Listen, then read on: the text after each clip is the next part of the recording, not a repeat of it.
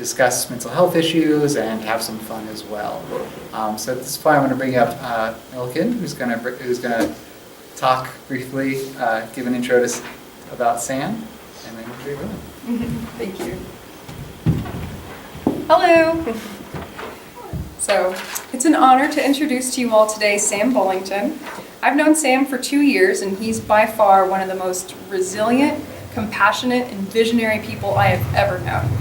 I met Sam as the founding director of Phoenix, Colorado's trans community choir, open to the gender creative and all of their allies. Sam believes that as a society, we are poised for a massive shift in social consciousness, and he works as a public speaker, writer, collegiate and spiritual teacher, and individual counselor in order to facilitate that shift.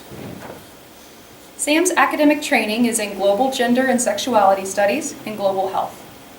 His academic, personal, research areas of interest have been the study of how social change happens. His specific sites of research and inquiry have been post-apartheid South Africa and the US, especially AIDS activism in queer communities. His time in South Africa and in social justice communities in the US has given him a deep passion for the role of music in social change and how it brings people together. In this way, music can represent a model for building the society that we want to live in, that when everyone contributes their unique, authentic self and truly listens to one another, we can create something really beautiful, magical, and healing together. Thank you. This is Sam.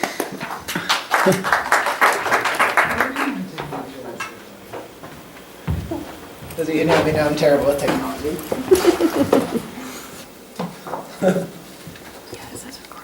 All right, well, it's kind of awkwardly positioned way over here in the corner of the room, so I'll try and project. Thanks so much for coming. I know it was a little disruption with the snow day last week, so especially with spring break coming up, so thanks for spending your time here. And those of you who know me know that I'm a teacher, and so I hope you didn't come to sit passively, because we're going to be quite interactive today. And so it's one of the goals of Active Minds to actually generate dialogue about student pressures and mental health issues on college campuses. And so I'll be speaking with that goal in mind. And those of you who know me know that I'm a big picture person, and so I like to expand how people think about things. Helping to make conscious the things that we are trained to keep unconscious, and allowing us to question the things that we think of as normal, such as the fact that the belief that there's only two genders. And so that's what we'll be doing today. And so my talk will have 3 sections. One is about what we are taught, the second is about how we cope, and the third is about how we can heal. And the end of each will have a little pair share, so you'll have a chance to talk to each other. And so let's go ahead and jump in. All right, so American culture is extremely goal-oriented, and so hence future-oriented. And we are taught that our happiness is dependent upon achieving certain external outcomes, such as a successful career, lots of money, the perfect relationship, a nice house. And so we tend to postpone our happiness, doing whatever we need to do in order to achieve our goal, telling ourselves that we will get our reward later. And this process is generally joyless. And so we approach it with kind of a grin and bear it kind of attitude.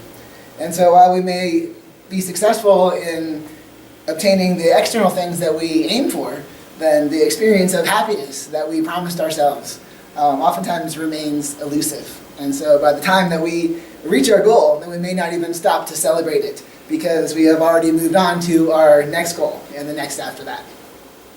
And so when we affirm to ourselves that we will be happy when we reach our goals, then we perpetuate a state of waiting to be happy. And so we create lives that are always striving to be happy, but never just being happy.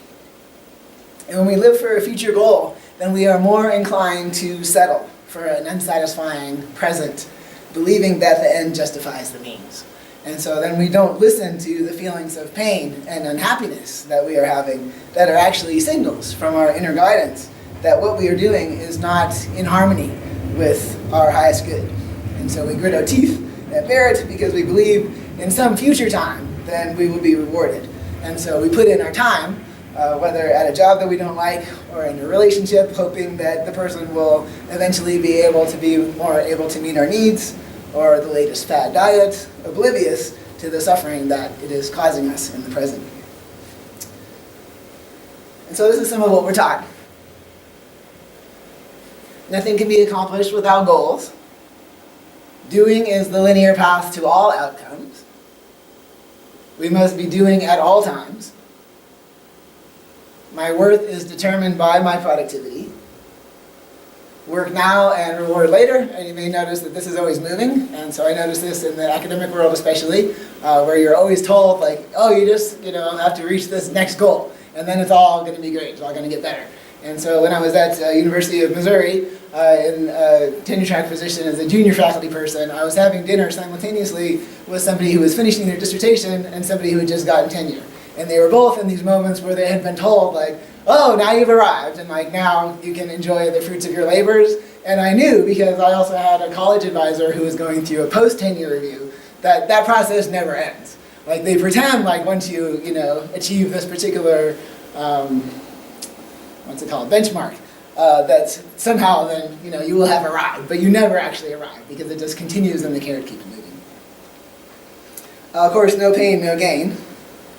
And then our motivation for this is twofold. One is self-discipline, and the other is future happiness. And so this is how to have a successful life according to American culture, which is entirely rooted in living for the future. And so some of the specific things that we attach to: I will be happy when I lose the weight, get in shape, have the perfect body. I will be happy when I get the job, get the grades, have the money, have the status. And I will be happy when I have the attention or the fame or the love or the relationship that I want. Here's just a couple images, and very gendered concepts. It's very interesting to me that like the gain for women is supposed to be like big boobs. So these are some of the things that we're taught about happiness. Happiness requires sacrifice, first of all. It obviously requires money. It requires physical perfection, and it requires external affirmation. And so happiness is always found in external things. And here's a couple of ads of that.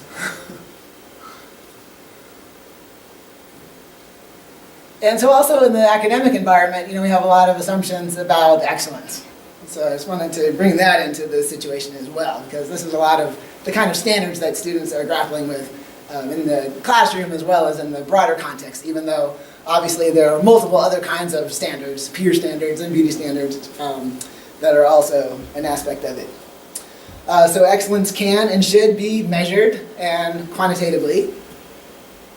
Excellence is determined by others, not by the self. Excellence is hierarchical, and so people should be ranked. People perform best under pressure. This is especially big in sports. I had a high school basketball coach who basically, like, his main coaching strategy was just to scream at us. And he would come in at halftime and like throw his keys across the room, and this was like supposed to motivate us. And for me, I was like very shy and very sensitive, and so that just shut me down. Like it's like all I could do to not be in tears and want to go home. But this is seen as like, especially for masculine embodied people, like this is the way to get people to like somehow do their best, is by mocking them and humiliating them. People perform best through competition, and so if we're not in competition with one another, then somehow we're not motivated to do our best. And if we didn't force people to perform, then somehow they would be lazy. And so this also is an aspect of our economic situation, the belief that, if people were not forced to have a job, then somehow we'd just all be home watching soap operas, and that would be like our inclination in life.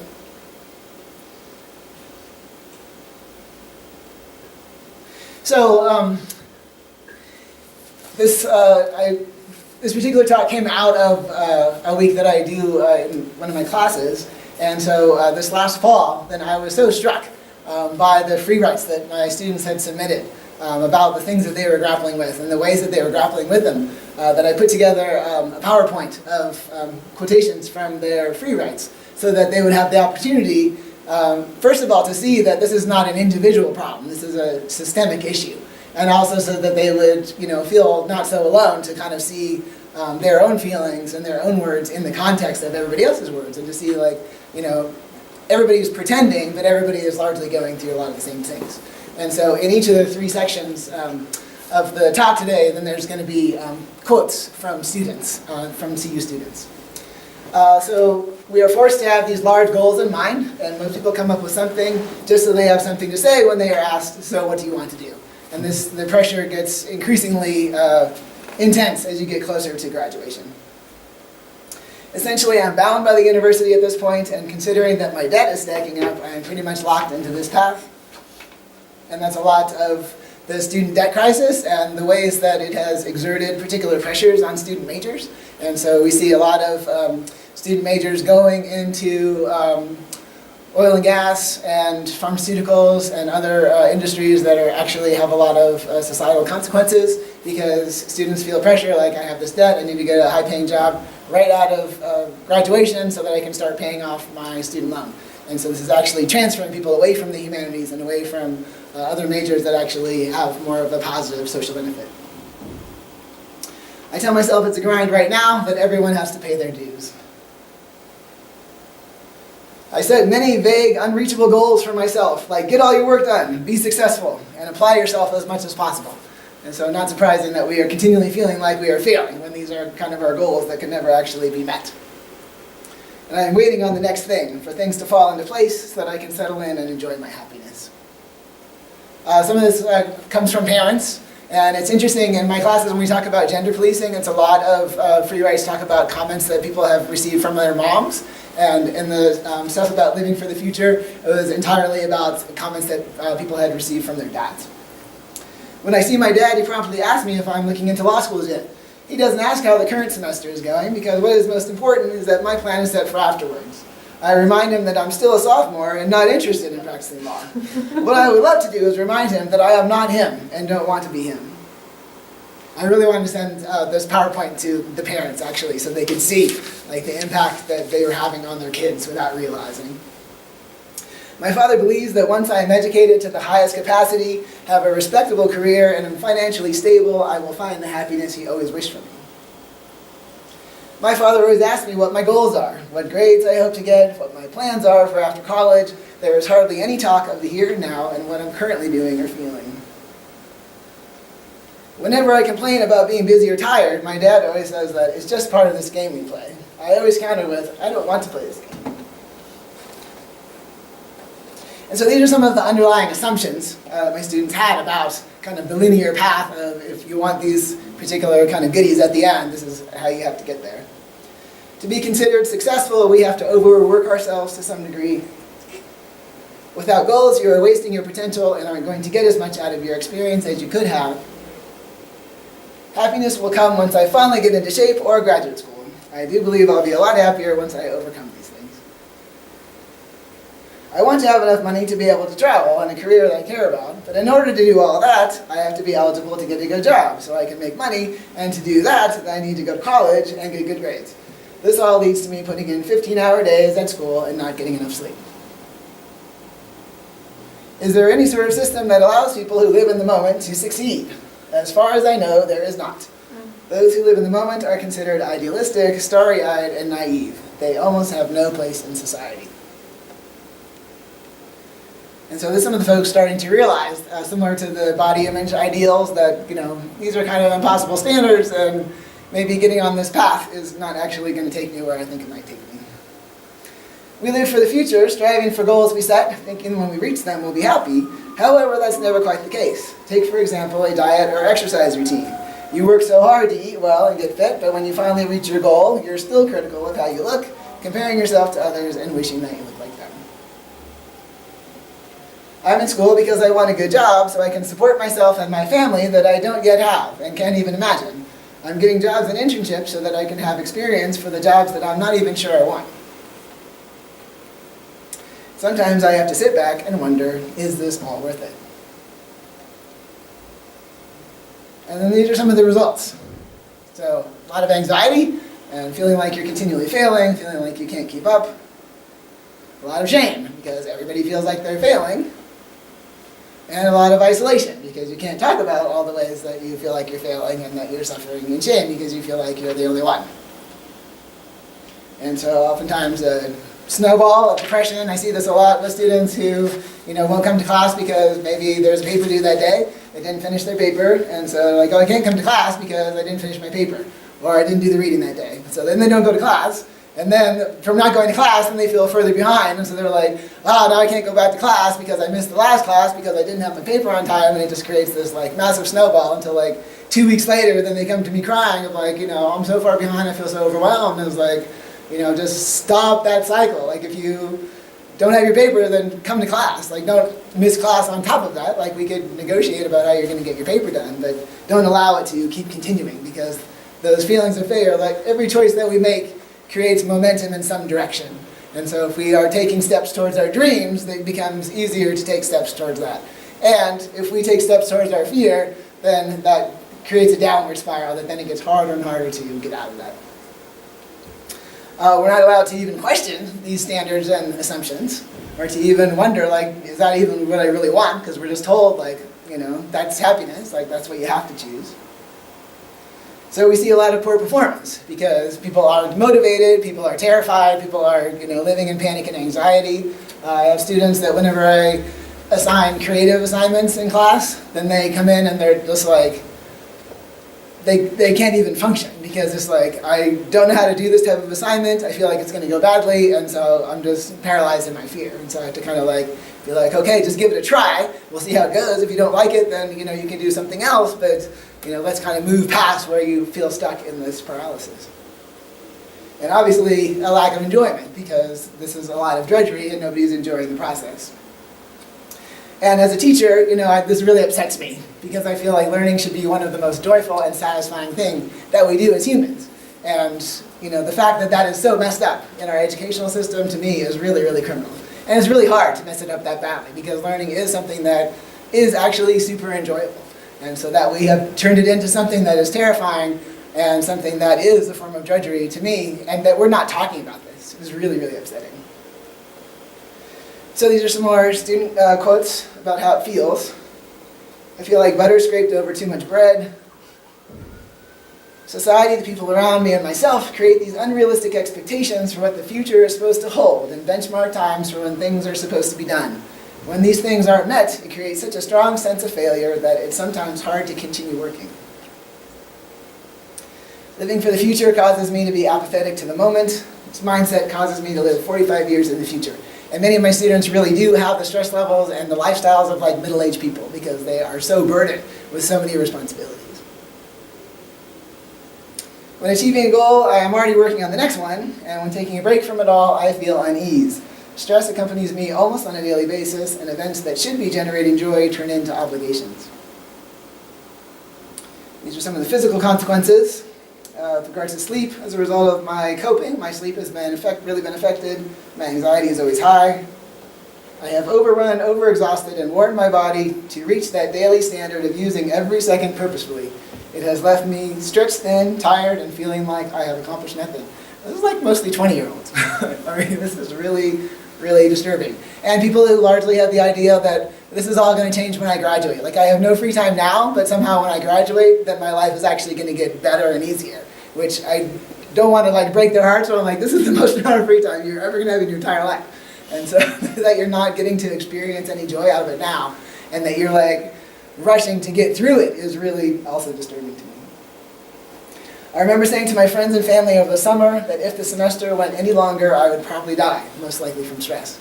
And I shared this with my mom, and she was like, oh my gosh, like, what's wrong with this student? And I was like, no, this is most of my students now. Like, this is the reality that most of my students are living.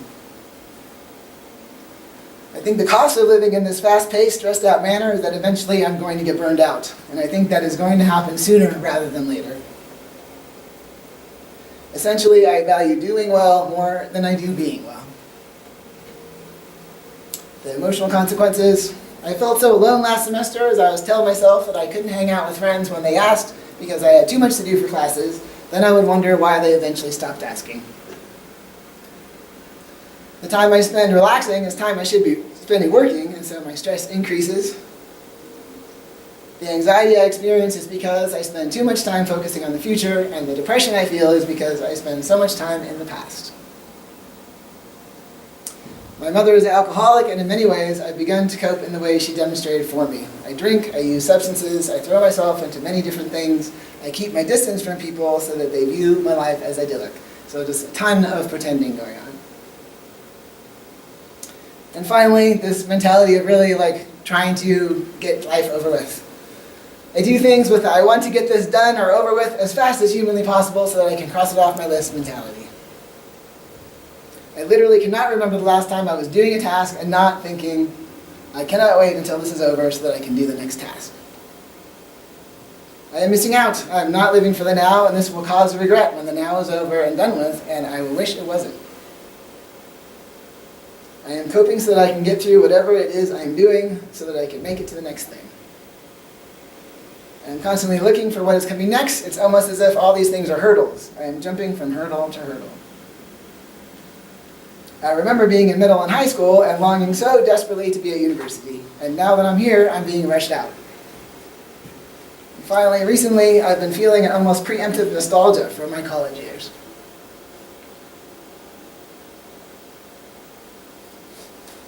So a meme from Janine Roth, the ways that we're trained to want, and not to actually be in the present moment and to enjoy what we have.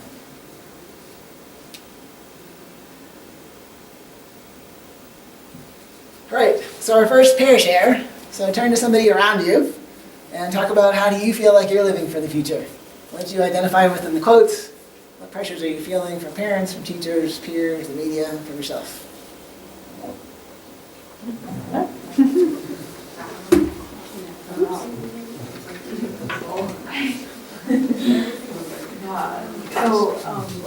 do you think? What do you know about? Oh my gosh, yes.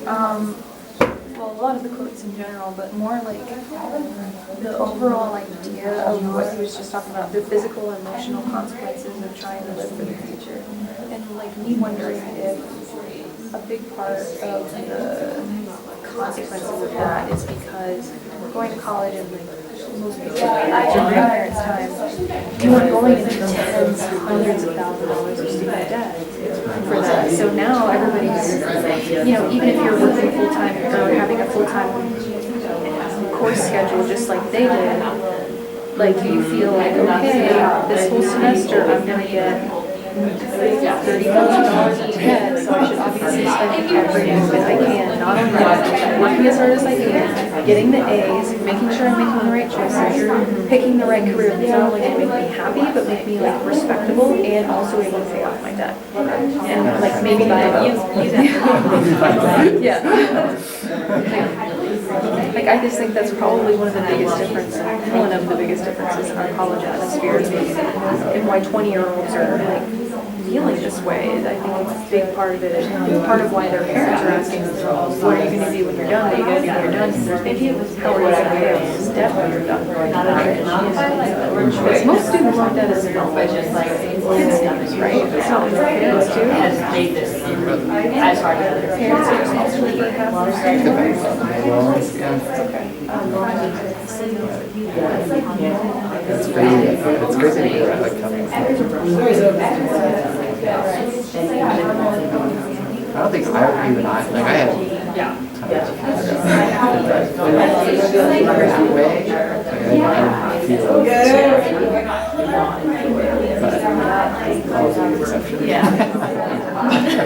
Even if I in law school, like this is my last semester, and it's the first time I just felt like I'm just but like up until that, but I definitely like feel it. Like all I'm thinking about is like how am I gonna get through, like how am I gonna get through Saturday? How am I gonna get through work on Saturday? Take a ethics exam on Saturday. How am I just going to get to Sunday so that I can probably do it? It's crazy, and I'm just like telling myself, it's almost over. It's almost over. Thankfully, like, it is almost over. It's rough. See, like, I feel like what you're talking about like appeals to both sides of me. One of them is like, when you do this, and it's like, no, find a way to also squeeze self-care and fun and relax time into that. But then like the other side of me is like, we don't have time for, like that's just more stress than to find time for self-care and relaxing. I found I almost, In a good mindset to be. I have found, don't take the self-care. What am I actually doing? Anything what I'm ready. Is this really working for me? Then I'll just lie in bed for 2 But like, because I graduated with May. taking some self-care time. Like the majority of them. Like last night, I like get up and just like go read bed for a while. Just like get my mind like somewhere else.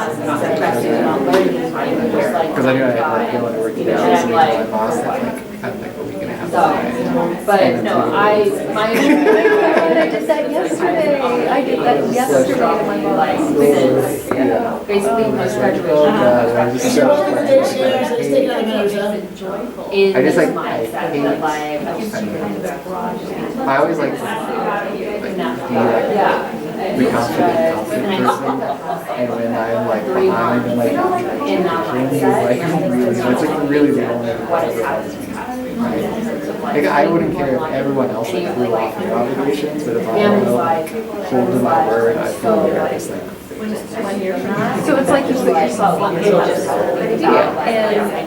and I think everybody does that to some extent. Like at least high achiever people. Wow, that's I don't know. People who like put themselves into college and say, I have to get the A's and I have to do this or that. Like everybody else is allowed to have fun, so I can't fun. Like or else that really bothers me. right. You know, like I'm the same way, and I see it as a reflection of just like being really proud, right? Like it's okay for you to fuck up.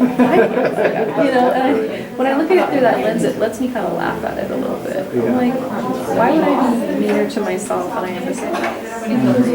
Yeah. I wouldn't say that to someone else. That's really I'd hard. say it to you. Yeah, I think I've kind of learned like once like have good boundaries. So is there anybody who would like to share what you chat about? You don't have to, but Learning to do that. is there anything you want the whole group to hear?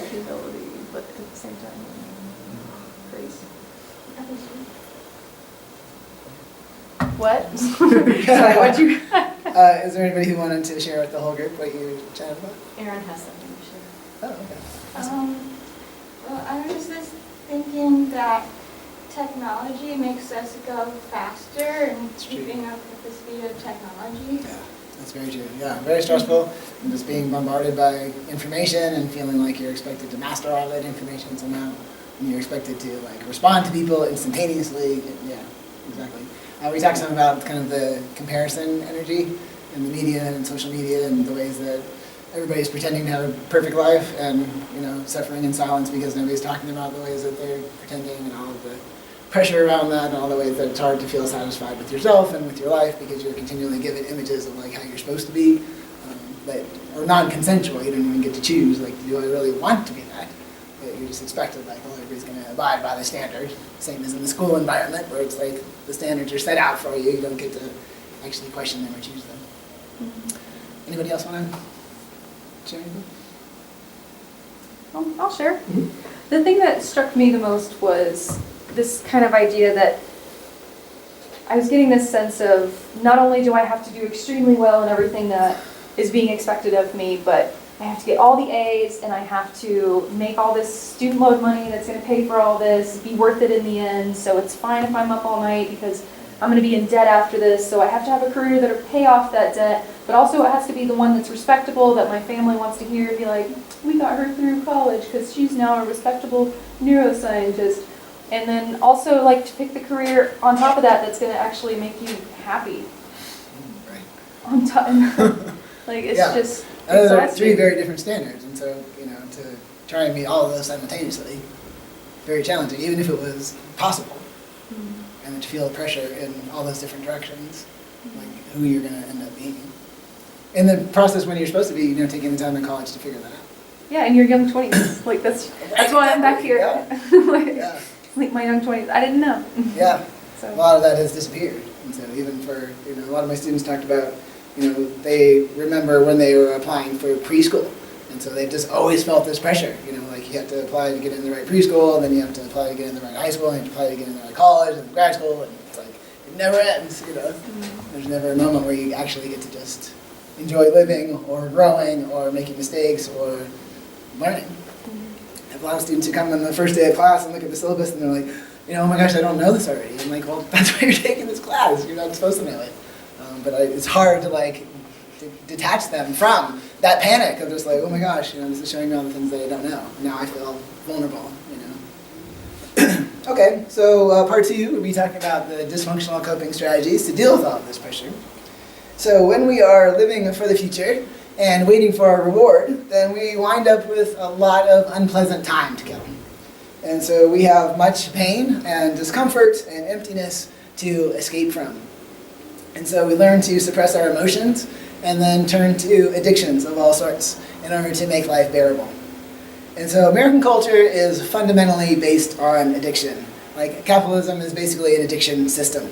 And so it teaches us to never be satisfied, to always want more and more and more, to always be looking outside of ourselves for something to fill ourselves up, to continually look for things outside of ourselves to make us happy, and then to blame things outside of ourselves when we are not happy.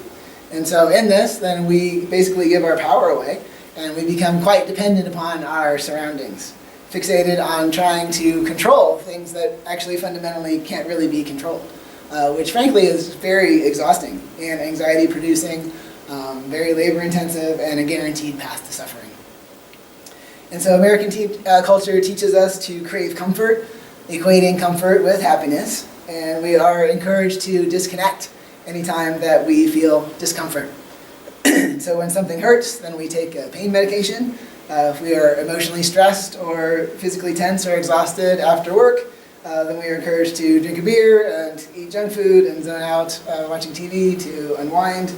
And if a loved one dies, then our doctor prescribes us a tranquilizer, lest we feel the full impact of our grief. And so such addictions are disguised as normal social behavior. So can't get through the day without a coffee or a cigarette.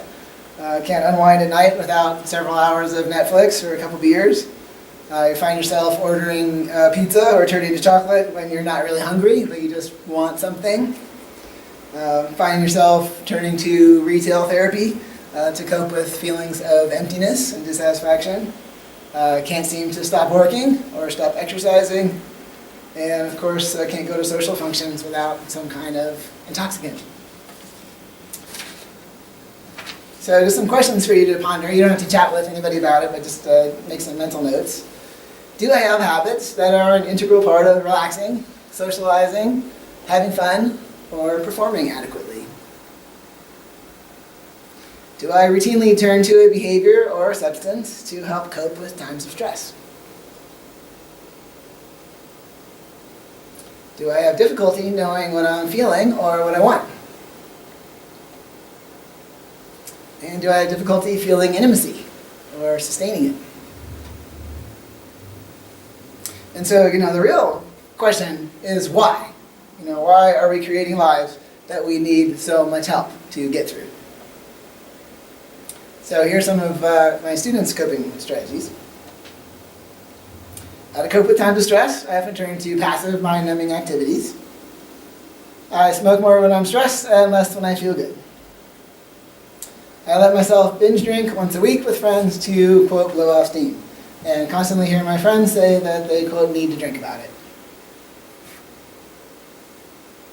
At night, I'm impatient to fall asleep and take melatonin, Benadryl, or Advil PM.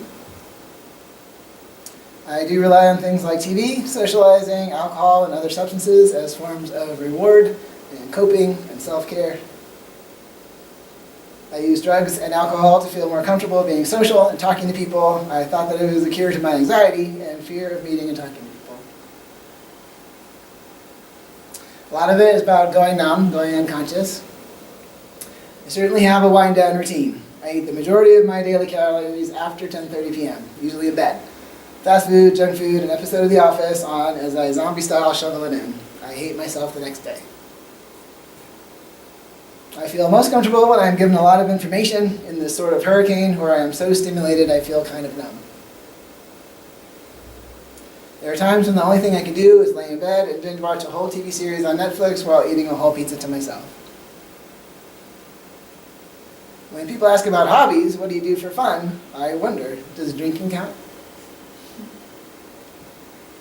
My personal coping strategies have become living for the weekend. It's all that gets me through school. So a lot of this, as you can see, is escapism. I see everyone around me drinking, taking substances, trying to numb the pain or discomfort they feel. We search for escapes, ways out of our daily lives. I'm still addicted to smoking cigarettes, but I'm working on cutting down. But it is my only escape from my feelings. I realized the reason I was smoking was simply to escape because I was depressed. I see addiction all around me. Everybody I know, including myself, is addicted to something. I would argue that everyone is seeking some kind of recreation, some kind of drug experience. Even my mother, who claims to have never even tried drugs, doesn't think twice before taking an Advil every few hours. And of course, the denial that goes with addiction and escapism. One coping mechanism is I splurge on clothing and food. Immediately afterward, I tell myself, I shouldn't be spending so much money. I can't afford this. But rather than return the items or not purchase them in the first place, I convince myself that it is fine and suppress the monster of guilt and regret I feel. Probably my biggest coping strategy is to simply not think about the looming cloud that is the future. The ways I cope are very likely similar to many other college students. I drink, do drugs, and party heavily, but only Thursday through Sunday. Limiting myself to this makes me feel better about what exactly I'm doing. And this is 4 out of 7 days. Weed has been so normalized here in Colorado that many people don't acknowledge their excessive use as an addiction. Vaping is also huge. People who would be unwilling to accept the social stigma surrounding cigarettes, yet fail to recognize they are just as addicted to nicotine as a cigarette smoker. And this kind of sums up how we think about college life. Lately, I've been living a very heavy college lifestyle, not eating well, going out all the time, smoking weed on a regular basis. I know it's not good for me, but in the moment, it is so fun. Recently, I felt the need to justify these actions by saying, this is the only acceptable time in my life to do this. Or I had a long day at school, so I deserve a hit from my bong and to just veg out. However, after I come down from the high, I'm cranky and tired, and I lose the rest of my time that day because I'm so groggy. It's hard kicking these habits when I'm in an environment where this kind of behavior is praised, and I feel good while I'm doing it. However, I know this isn't a sustainable lifestyle, and that at some point it needs to come to an end. And this is some of the costs of these strategies. I had no idea how addicting drugs can be, which led to less and less control over myself. I lost touch with the reality and forgot what it felt like to be happy, to have dreams and goals. After laying in bed awake for 2 hours, I finally realized that my key to comfort, coffee, was in exchange for a good night's sleep. I justify this coping mechanism solely because I have 2 papers, 2 tests, and multiple readings to get done before midnight. But even if this is justified, I know I will be laying awake again in bed, dreading the morning where I have to start the race all over again. I was living for the high drug-induced moments and dreading the sober ones. I binge-watch TV, which is time that could be dedicated to other activities like working out and reading that I sometimes find myself not having time for. I think drinking alcohol has had more of a negative impact on my life than positive, and it's unhealthy for my mind and body to keep treating regular consumption as normal. All right, next pair share. So what are your favorite / habitual ways of coping with the pressure you're feeling? And what are some of the possible costs and consequences of living this way?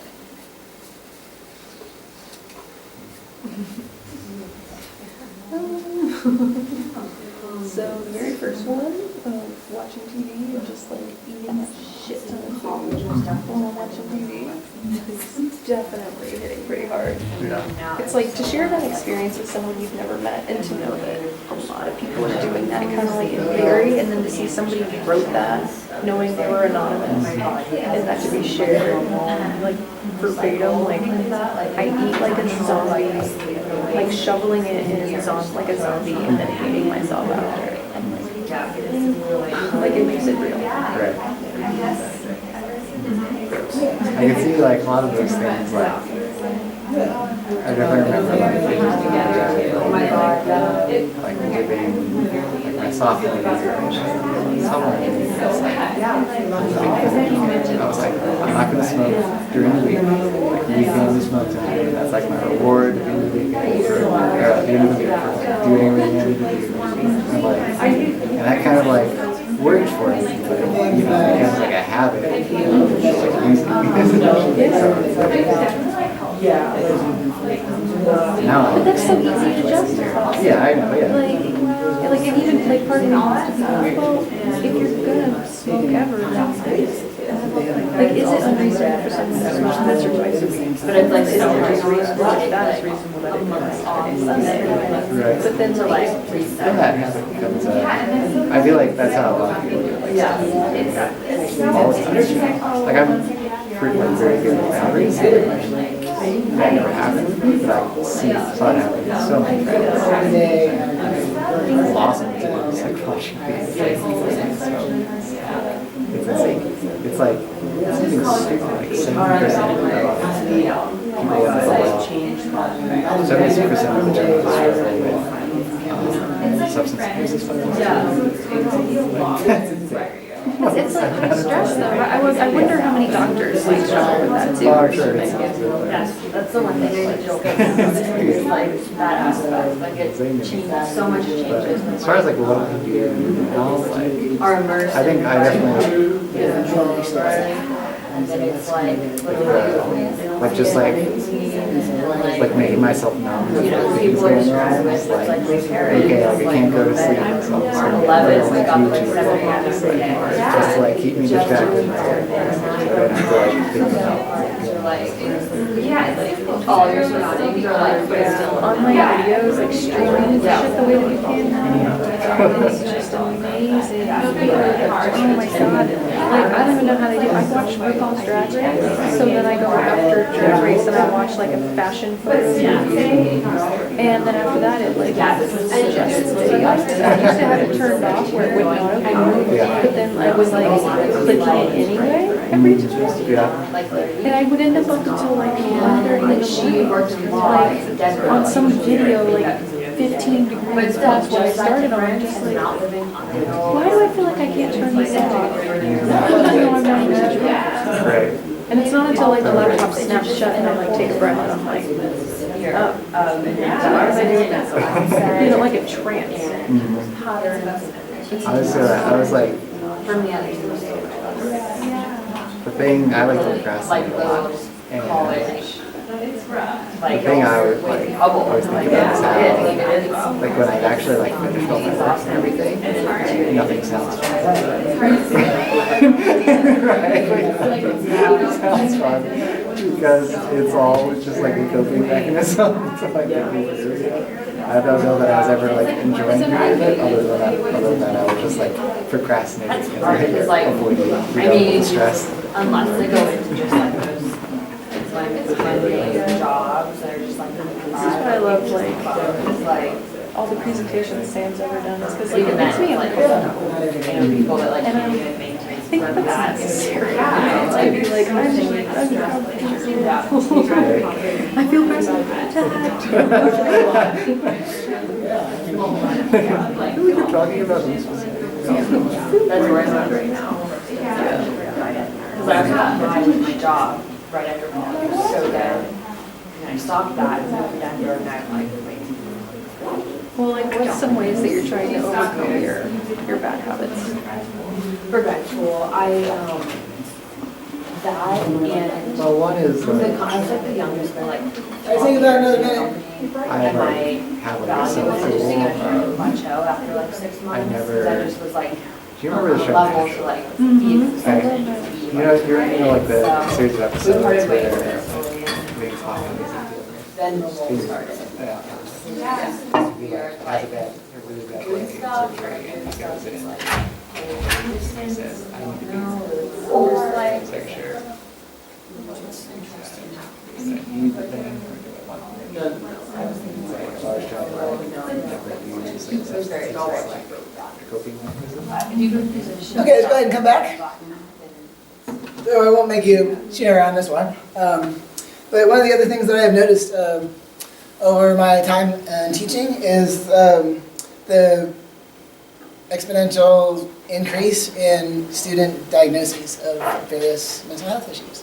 And I'm not really of the belief that our mental health issues are increasing, as some people have argued, but that a lot of my understanding of that crisis is that one of the coping strategies of students is to get like medical verification for like, this is why I can't cope with this pressure. Because, you know, that to me is not like an individual pathology. Like if you feel like you cannot cope with this pressure, that to me is actually a good sign of mental health. Because nobody should be able to cope with this pressure. And this is like a societal problem, this is a structural problem. And so it is getting put onto individuals who now are getting labeled with particular mental illnesses, which is transferring that responsibility to be in the realm of the individual rather than in the realm of dysfunctional societal values, which I'll talk about more in a minute. So Deborah and I were having a little chat about, you know, kind of how do we make the assessment as far as what is, you know, kind of healthy relaxation and what is a dysfunctional coping strategy. And a lot of that is really about, you know, kind of how you feel afterward. And so if you feel like a sense of fulfillment afterward, then that's usually a good sign. A lot of our coping strategies, although in the moment we may be like, oh yeah, this is great, I'm having fun. Like afterwards, then we feel like an increased sense of emptiness. And oftentimes like some guilt and regret around that. And it may have like filled the time and space, but it hasn't really taken us anywhere. And so there are activities that will transform us so that it will leave us in a different place. And a lot of our coping strategies just kind of like keep us kind of in suspended animation in some ways.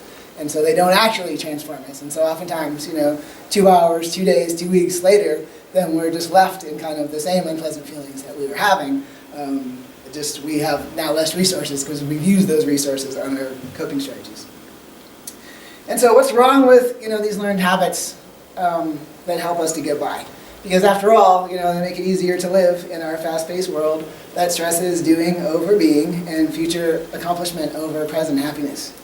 And so when we believe that achieving a future goal will make all of our present pain worthwhile, being in the moment feels like a dangerous distraction that will reduce our competitive edge and lull us into complacency.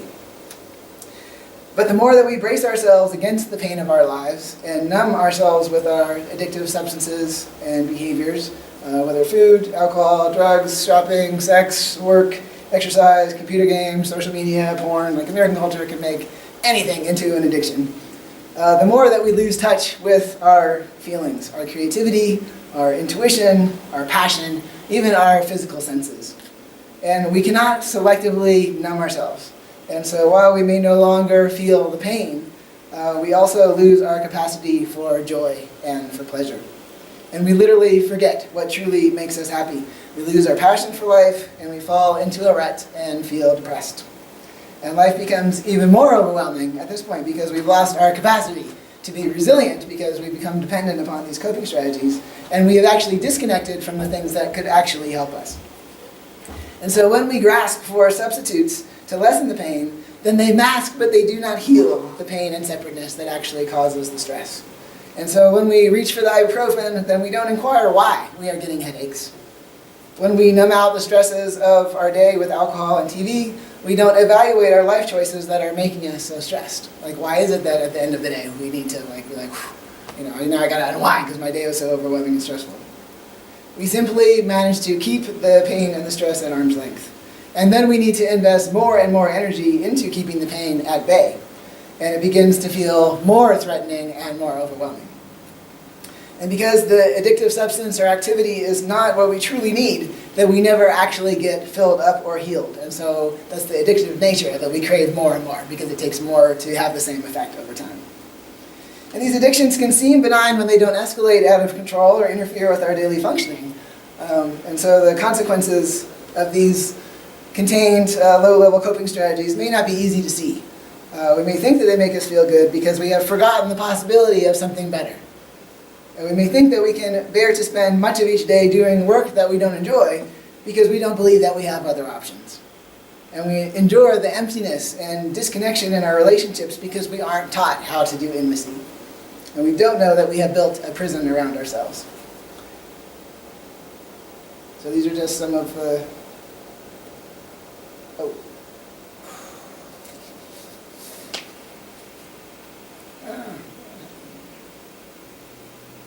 Okay.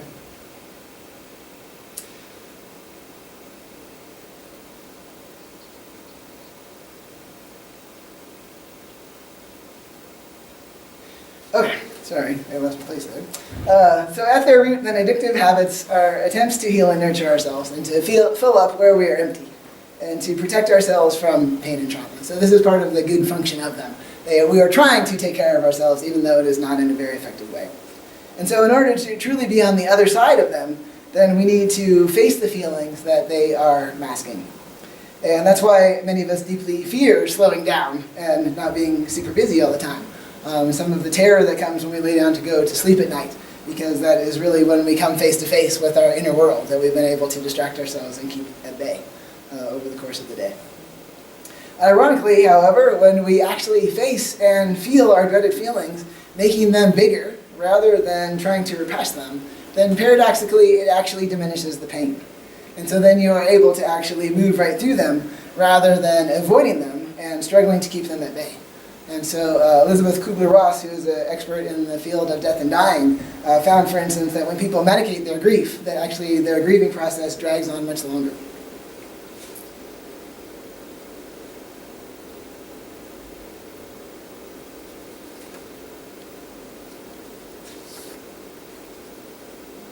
Okay, so I told Deborah I would share a little bit about my own coping strategies. And so, what we're talking about basically is trauma. And so we think about the traumas that we experience,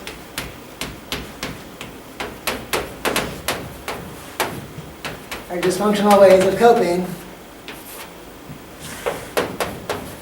and then what is actually the path of healing, which is the third section that we'll be talking about.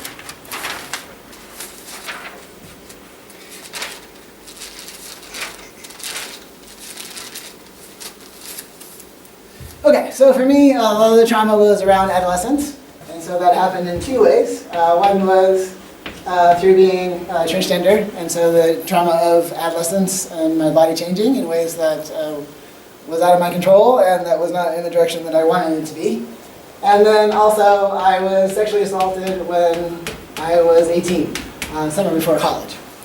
And so this prompted me to disconnect. And so to disconnect from my body for both reasons, and to disconnect from community also for both reasons. And so it led to a lot of shame, a lot of feelings of unworthiness,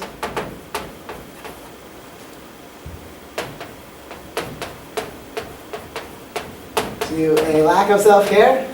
So a lot of ignoring and overriding a lot of the signals of my body because I was disconnected from my body. And then a lot of feeling unsafe and feeling like a victim.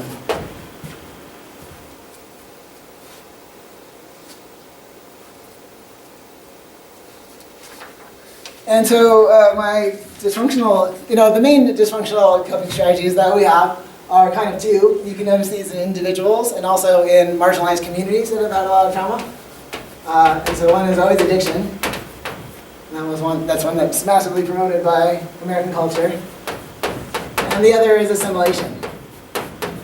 And so trying to fit into the world around you, the dysfunctional world around you. And so for me, my main coping strategy was eating disorder. So it manifested in multiple ways. Compulsive eating to try to fill some of the emptiness that I was feeling and the disconnection that I was feeling from other people, from being outcast, from being queer, and having things happening in my body that I didn't know. Also, not eating. And so a lot of that was about control, because there was things that I couldn't control. And then also compulsive exercise going with that. The other, since I was an outcast because of being queer, then TV was my friend. Food was my friend and TV was my friend. They were like, the things I felt like I could really count on, since I couldn't really count on other people.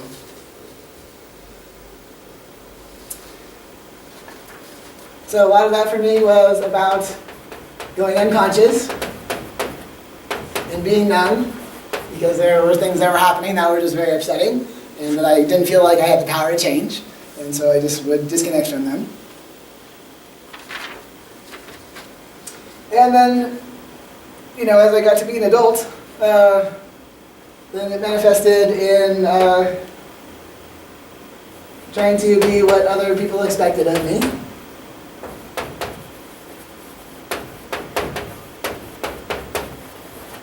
And so a lot of people-pleasing, very good at people-pleasing. And then, of course, I became an academic. Because one of the main things that is required in being an academic is to disconnect from your body. Because you're supposed to be all about in your mind. And so from being trans and being disconnected from my body since I was 11, and I was like, oh, great, I could do that, that's easy. I was involved in a lot of codependent lesbian relationships in my efforts to try to feel safe, because I didn't feel safe in the broader world. And I would grab onto partners and try to experience my safety there. And then I became involved in some lesbian separatist communities, which had very big boundaries, which was good for me since I was not good at setting boundaries myself. It also had the idea that, it was kind of keeping me safe by keeping the things that felt unsafe away from me. And then actual healing. So a lot of that for me is coming back into my body. And so going on hormones was a big aspect of that for me. That was a process that took 11 years for me to finally be able to do that. Letting go of a lot of the shame and secrecy around my relationship with food. Because that was a lot of what was driving the food addiction, was really because of the whole constellation of shame and secrecy around it. Developing new habits of self-care. So instead of trying to disappear my eating disorder, just instead generating many more new tools. So that I had a wide variety of tools. I didn't just have food and TV. I could turn to those if I absolutely need to, but I had 20 other things that were actually much healthier. So instead of struggling against the eating disorder and trying to disappear that, then I just basically just expanded so that it was no longer really an issue. I was in counseling to feel the feelings. So my first rounds of therapy, I'm very good at talking about my feelings, and then my therapist would be like, oh, do you actually want to embody that? I'd be like, no, thank you, I'm good just talking about it. No need to actually, be messy and feel it. Learning to honor my own uniqueness. Instead of feeling ashamed of the ways that I was different, and learning to see the ways that I was different in my uniqueness as a strength, rather than as a deficit that I continually had to make up for. Finding spiritual community. So connecting to something bigger than me that helped me to make sense of the bigger picture of my life, and that also helped me to connect to the earth. My connection to the earth was a lot how I was able to connect to my body, was because my body was a manifestation of the earth, and connecting to the earth made much more sense to me than connecting to my body. And then removing myself from contexts that made me feel ashamed.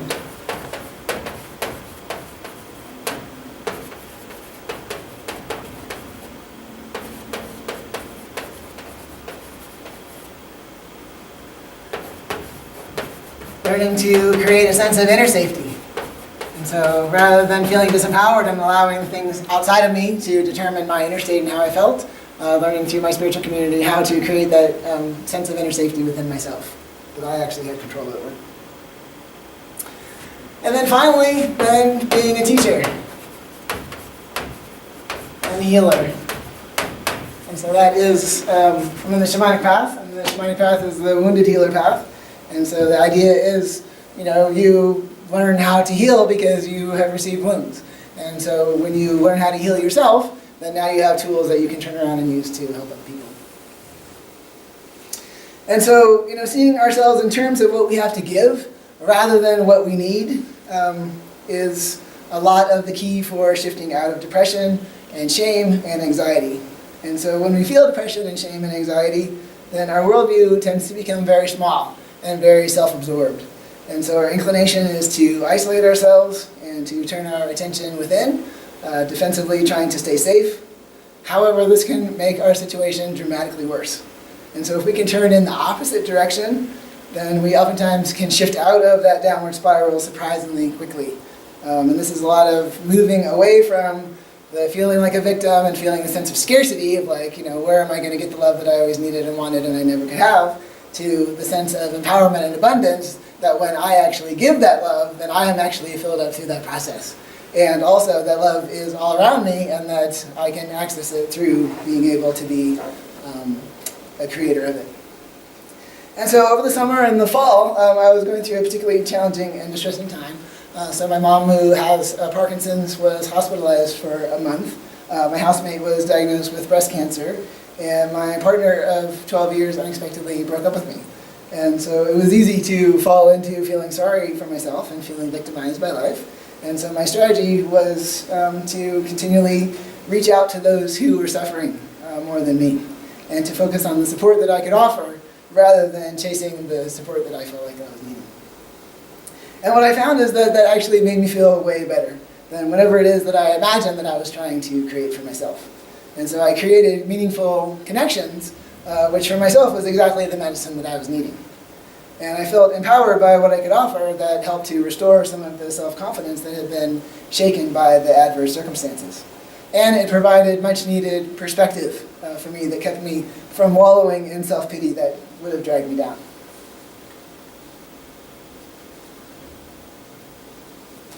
Okay, so what we're needing is a change of approach, right? So that's going to be the last section. And so a change of approach is also needed with regards to our dysfunctional and coping strategies. And so we tend to approach our addictive habits as well as approach achievement with a two-pronged strategy. So first we shame ourselves into feeling bad enough that we are motivated to change, and then we apply self-discipline in order to make ourselves change. And so this is essentially the energy of New Year's resolutions. So show of hands, who made a New Year's resolution this year? Okay, all right. And how many of you have since abandoned your New Year's resolutions? Yeah, right. That is usually how it goes. Oftentimes, usually by the end of January, folks have given up and slowly slide back into their same disempowering mindsets and unhealthy habits, oftentimes even more jaded about the possibility of change. And this approach does not work. And so why? First, it starts with identifying an area of life that you are unhappy with. And so you are likely to be motivated more by what you don't want rather than what you do want. And what we give our attention to, we create more of. And secondly, the resolution that I will do better is rooted in self-judgment. And the motivation is generally fear and shame driven. Very familiar because that's what our school environment is as well. And so you rely on your inner taskmaster to berate you into action, and it is generally joyless. And one of the reasons that it doesn't work is that it actually creates resentment and resistance. And so the part of us that doesn't want to usually tends to win out, creating another round of self-judgment and shame, fueling our sense of worthlessness that is really at the root of our unloving choices in life. And so what do we do instead to be able to thrive instead of survive? So first, we shift our motivation. So if we start from a deep value and acceptance of ourselves, then the desire to take care of ourselves and live our best life just naturally arises. We want to eat better, drink more water, find gentle and enjoyable forms of movement to support our body's strength and flexibility. We want to cultivate and share our gifts and talents, have authentic connections. We want to have better boundaries, to get more rest, to surround ourselves with positive people and activities that support and value us. We want our lives to be out of crisis, and so we can be at our best and make our highest, most productive and positive contribution to the world around us. And all of this flows from the energy of tenderness and kindness, not from shame and blame. And so maybe just close your eyes for a moment and just really feel that energy difference and drink it in. So you want your best life because of how much you deeply love yourself.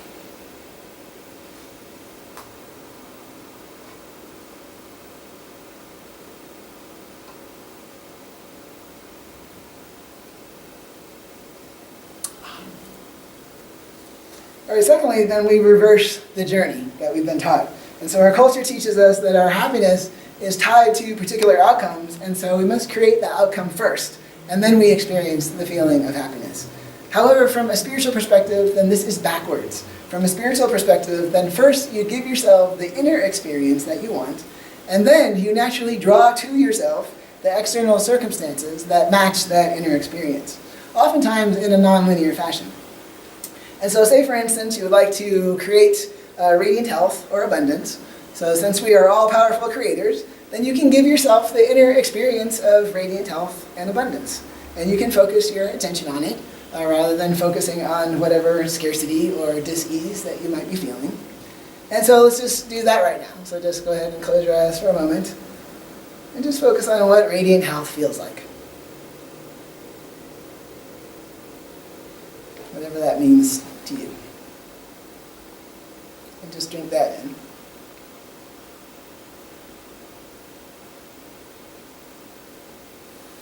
And now switch and focus on what abundance feels like. So maybe abundant finances, abundant love, abundant opportunities. Just feel that inner expansiveness that abundance inspires. And just really take it in and celebrate.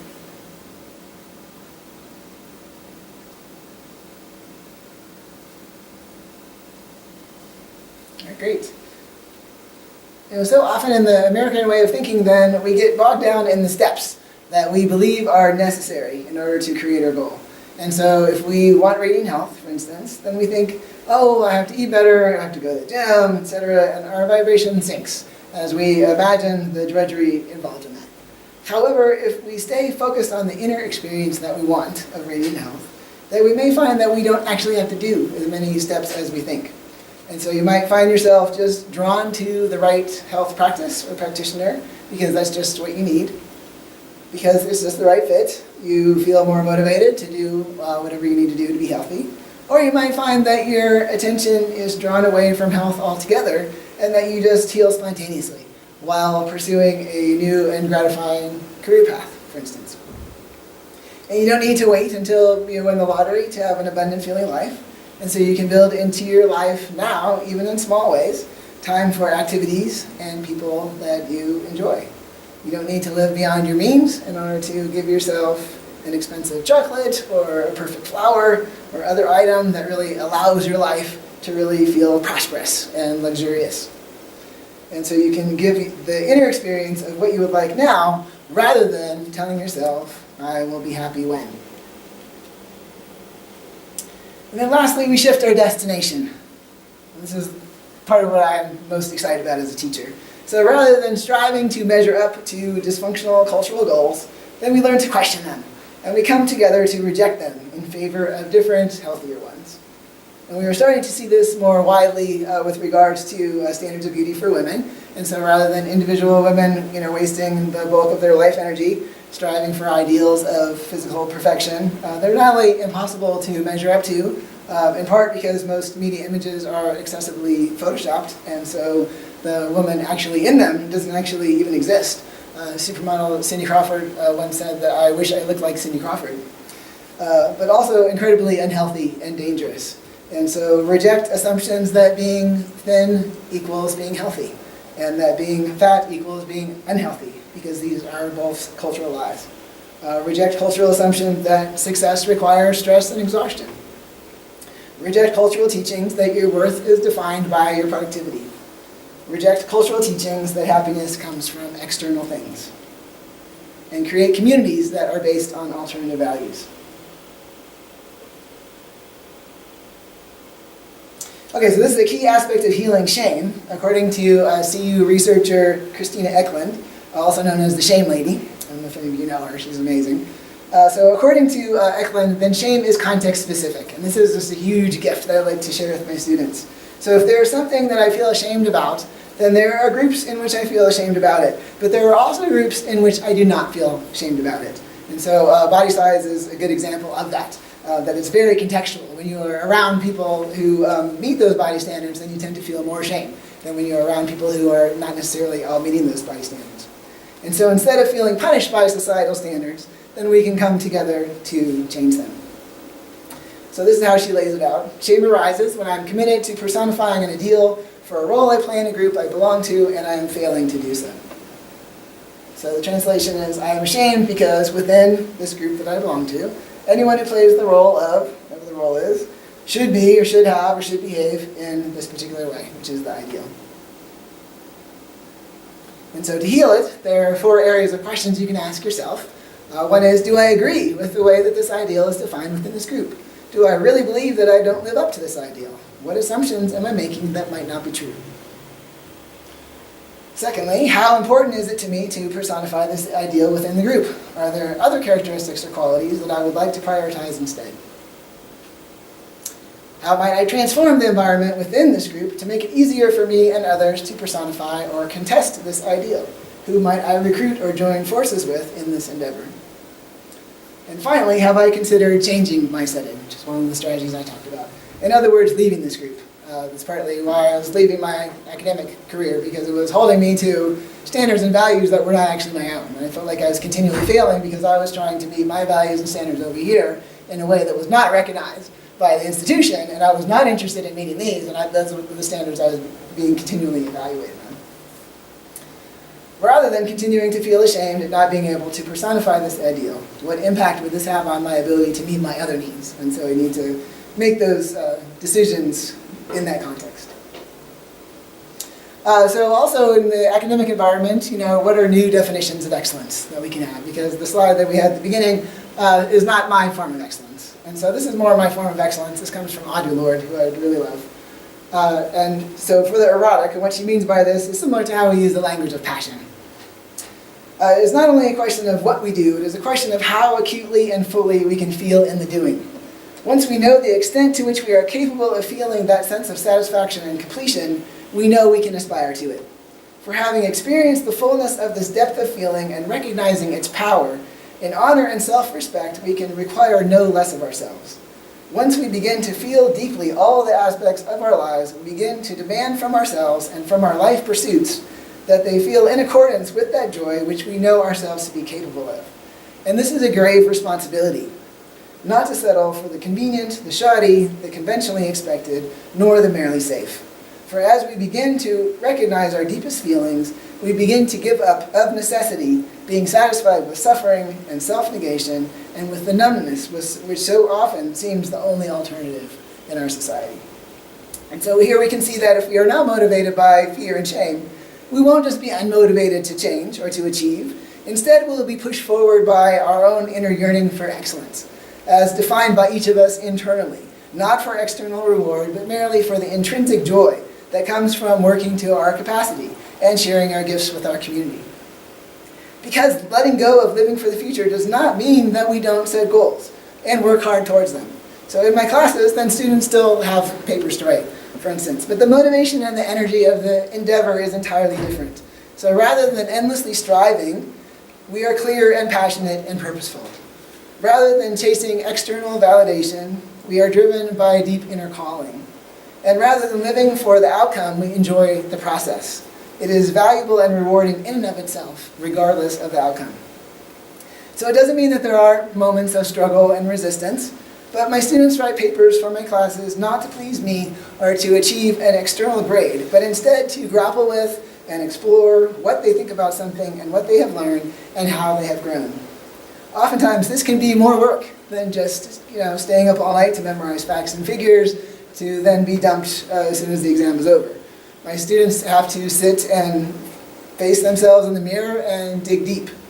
And I know this is a significant thing that I ask of them. And despite the discomfort, and much of the discomfort is really just from not having been expected to do it previously, there is an intrinsic satisfaction in doing that work. It is rewarding in itself, regardless of whatever grade comes back from me. And not surprisingly, then my students tend to do better on assignments in those classes than when there's just a midterm and a final, because they are invested in the work in ways that they rarely are with exams. And they are proud of their work in a whole different way because they have truly invested themselves in it. So to summarize, the new excellence is self-directed, working to capacity has intrinsic rewards, enjoy the process, It's based on growth rather than achievement. Doesn't mean we don't work hard, but a different kind of work is required. Courage and vulnerability rather than perfection and certainty. Self-responsibility instead of self-discipline. Reflection, digestion, integration rather than memorization and regurgitation. Working to please the self rather than to please others. Passion and purpose rather than fear and shame.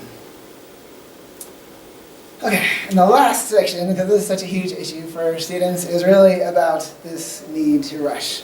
And so it was very empowering for me when I first became a feminist to realize that the things that I felt like I was struggling with and failing at, a lot for me was around body image, were not personal struggles or failures, but were aspects of societal gender oppression.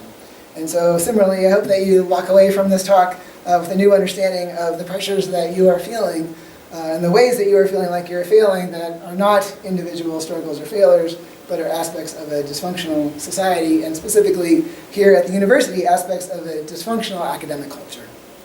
And so the academic wound is the separation of the mind from the heart, from the body, and from the spirit.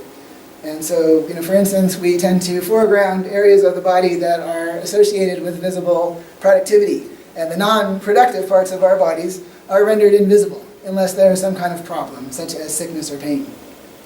And so though we might feel compelled to set aside time to invest in the body to ensure that it is able to carry us through our productive work days, ultimately we view the body as an inert object to be managed by the mind, relevant only as a vessel that houses the brain.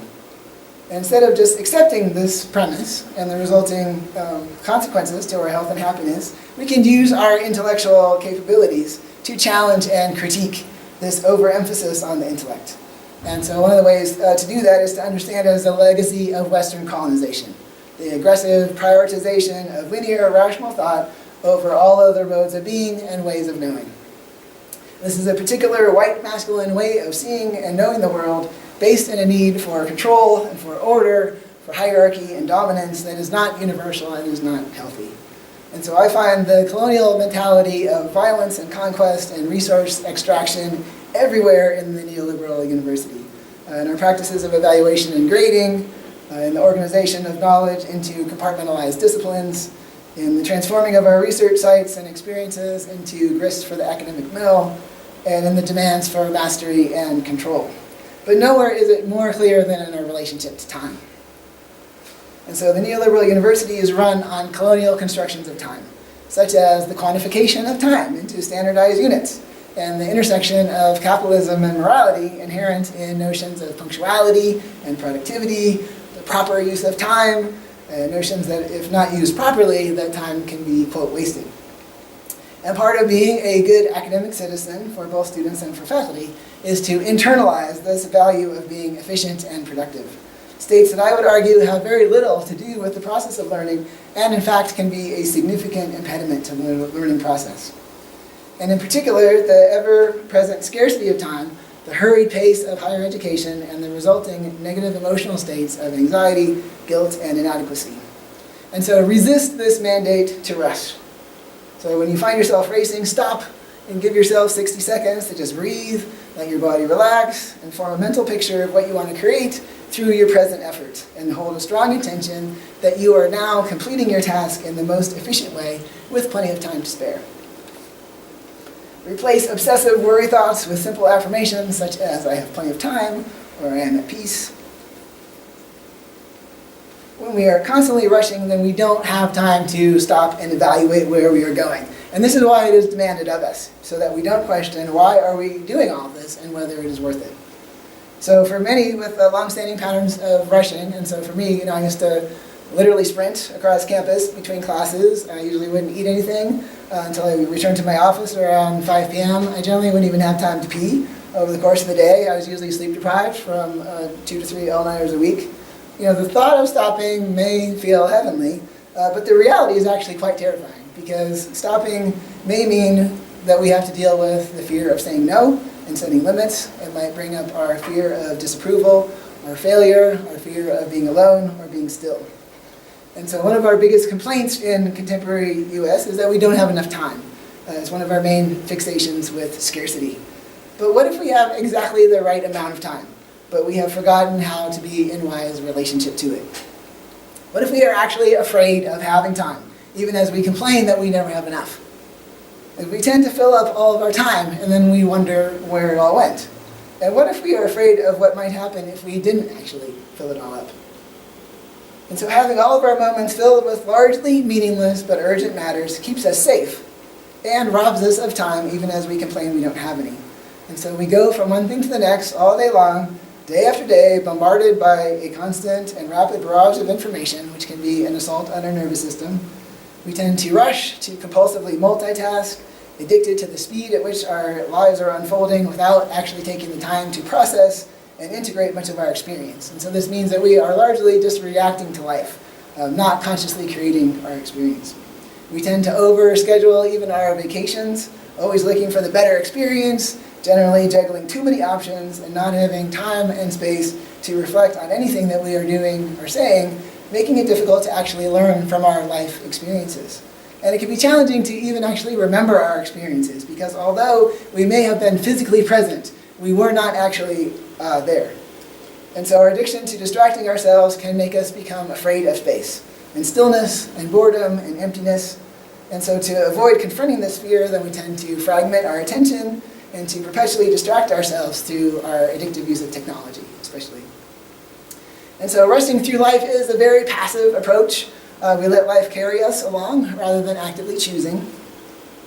And so ask yourself, what do you get from spending your time the way that you do? If your lack of time doesn't allow for intimate friendships, for instance, perhaps you are afraid of closeness.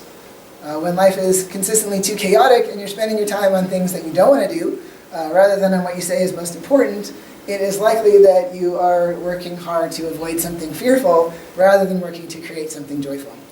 And so while we may be successful at avoiding a particular consequence, we fail to create actual happiness. And so the first step in shifting from fear-motivated avoidance to joy-motivated creativity is to stop.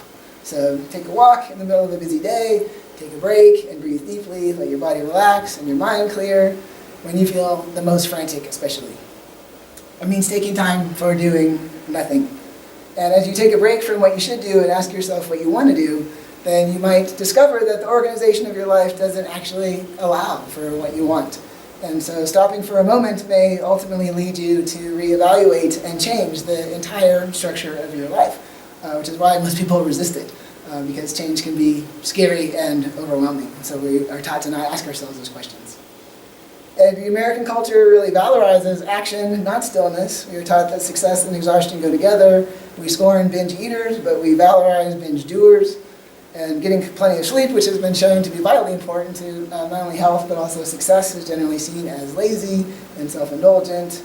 But focusing on just being present is as important as doing. And so with stillness comes inspiration, creativity, and innovation.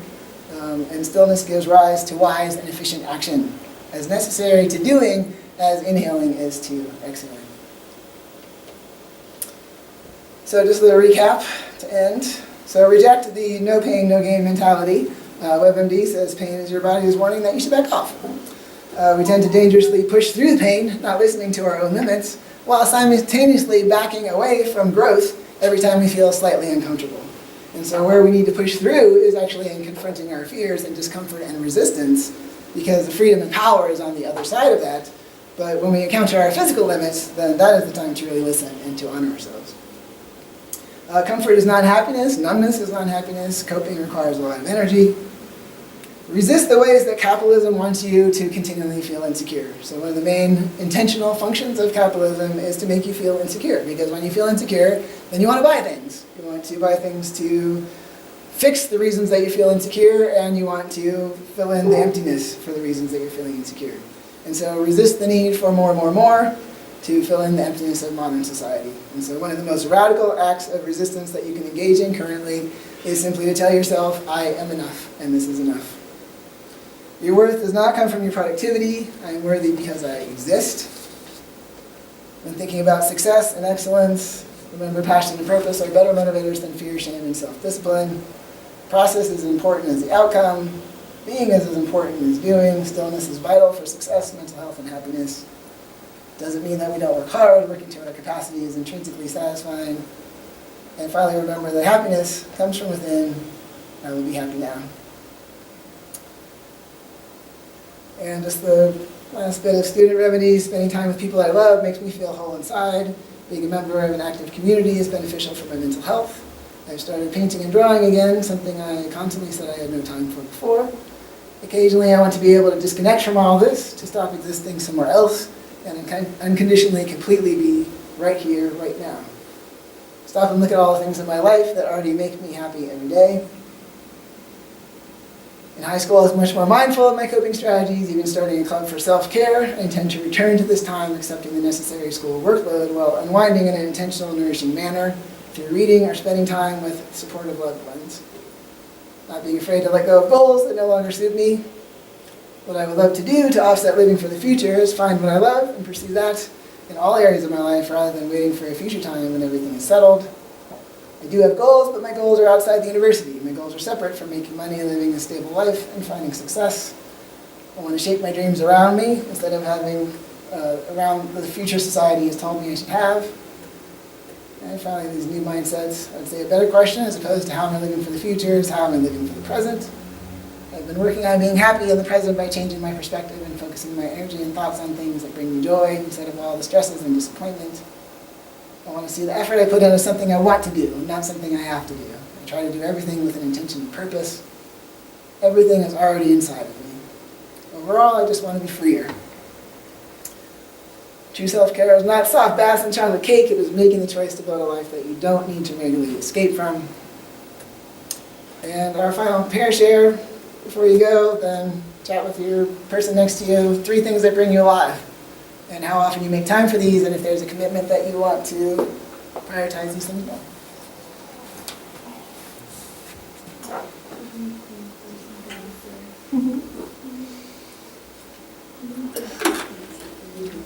Definitely drawing.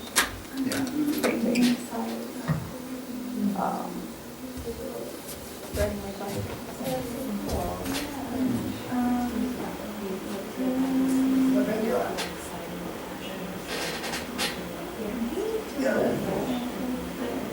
You would.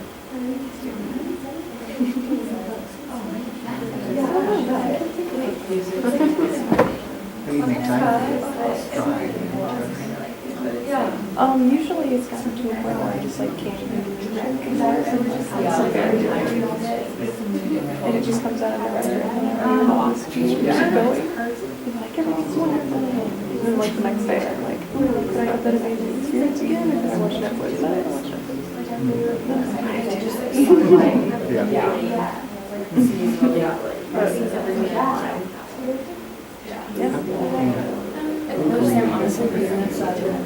It's something I've always tried to keep going, even in school.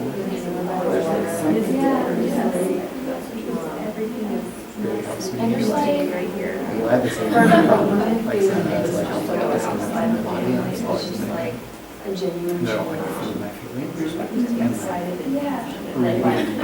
instead of like, when I'm imagining the story, like, I'm going through the emotions of the characters. Something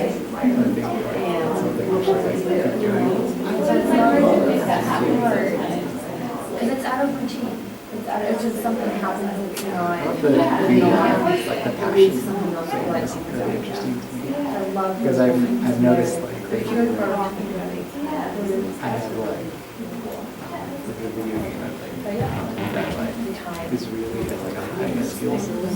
So like if you like put time into it, I really like rewarding to like get better at that. Does anybody want to share one of your things, or a commitment that you'd like to make, or a question that you might have, or a comment that you might have? Thanks for your attention. Yeah.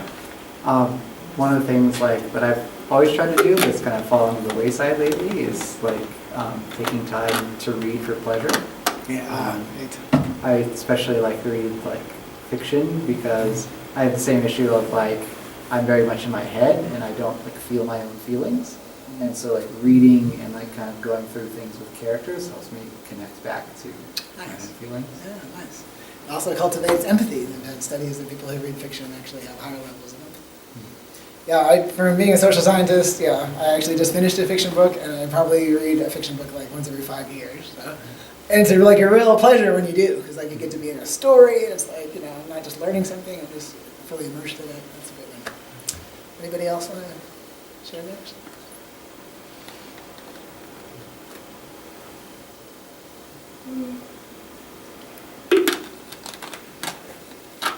All right, do you have any questions, comments? Thank you so much for coming. Yeah, out. thanks so much for your attention. I Yeah. appreciate you being here.